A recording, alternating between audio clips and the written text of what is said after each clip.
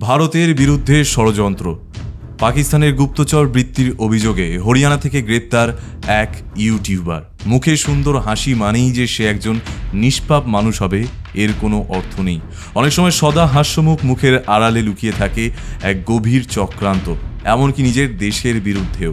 2025 সালের 17ই মে হরিয়ানার হিসার থেকে 33 বছর বয়সী ইউটিউবার ও ট্রাভেল ব্লগার জ্যোতি মালহোত্রাকে গ্রেপ্তার করা হয়েছে, যার ট্রাভেল উইথ জেও নামে একটি ইউটিউব চ্যানেল রয়েছে এবং তাতে 4 লক্ষের কাছাকাছি সাবস্ক্রাইবার। জ্যোতি মালহোত্রা একজন হিন্দু ধর্মাবলম্বী এবং একজন অবসরপ্রাপ্ত সরকারি কর্মকর্তার কন্যা।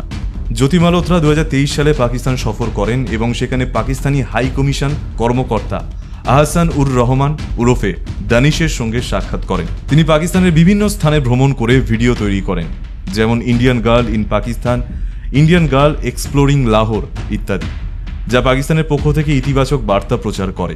এই ভিডিওগুলি এবং পাকিস্তানি কর্মকর্তাদের সঙ্গে ঘনিষ্ঠ সম্পর্ক তাকে সন্দেহের কেন্দ্রবিন্দুতে নিয়ে আসে।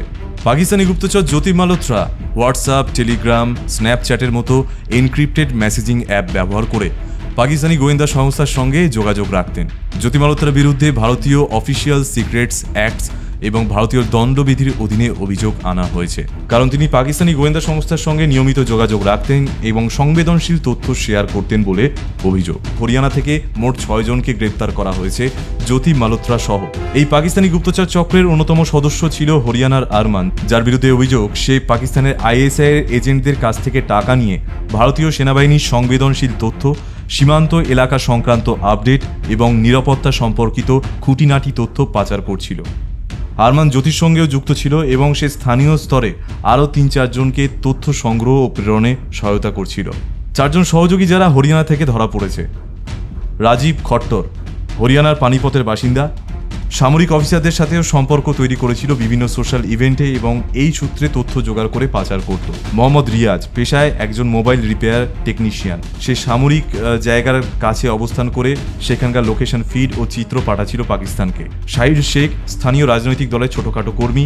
অভিযোগ রয়েছে সে সেনাবাহিনীর ট্রান্সপোর্ট চলাচলের তথ্য নিয়মিতভাবে হোয়াটসঅ্যাপ ও ইমোতে শেয়ার করত। ইমরান ডেলিভারি বয়ের কাজ করত, কিন্তু এই কাজের আড়ালেই সে সেনা ক্যাম্পের ছবি এবং ভিতরের নকশা সংগ্রহ করতে বলে অভিযোগ।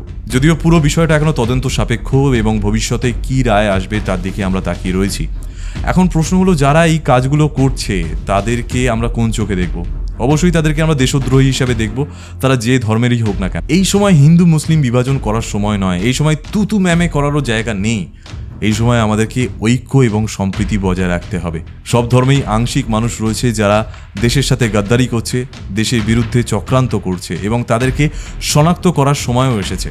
কারণ ভারতের সেনাবাহিনীতে হিন্দু মুসলিম সবাই রয়েছে যারা দেশের জন্য প্রতিনিয়ত সীমান্তে লড়াই করছে, জীবন দিচ্ছে, কারণ তাদের কাছে প্রথমে একটাই ধর্ম, তারা ভারতীয়। বর্তমান সময়ে টাকার লোভ দেখিয়ে কিংবা প্রেমের জালে ফাঁসিয়ে অথবা ধর্মান্ধতাকে পুঁজি করে পাকিস্তান ভারতের স্পাই আর্মি তৈরি করছে।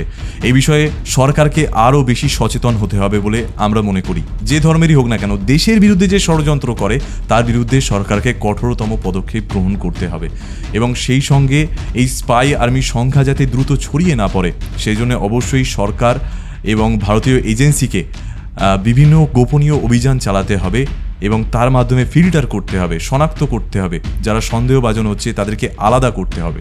ইংরেজিতে একটা কথা আছে, united we stand and divided we fall. Jyoti মালহোত্রার এই ঘটনা আমাদেরকে বুঝিয়ে দিল যে দেশের শত্রু শুধুমাত্র কাঁটাতারের বাইরে নয়, আমাদের দেশের অভ্যন্তরেই রয়েছে এবং সে যে কোনো ধর্মেরই হতে পারে। তাই এই সময় আমাদের সকলের উচিত জাতীয় ঐক্য বজায় রাখা, সতর্ক থাকা এবং দেশের বিরুদ্ধে যারা ষড়যন্ত্র করছে তাদের বিরুদ্ধে আমাদের স্ট্যান্ড লাউড অ্যান্ড ক্লিয়ার রাখা। এ বিষয় নিয়ে আপনার কি মতামত তা অবশ্যই কমেন্ট বক্সে লিখে জানাতে ভুলবেন না এবং ভিডিওটি গুরুত্বপূর্ণ বলে মনে হলে অবশ্যই সবার সাথে ভিডিওটিকে শেয়ার করে দিন। জয় হিন্দ, বন্দে মাতারাম, ভারত মাতার জয়।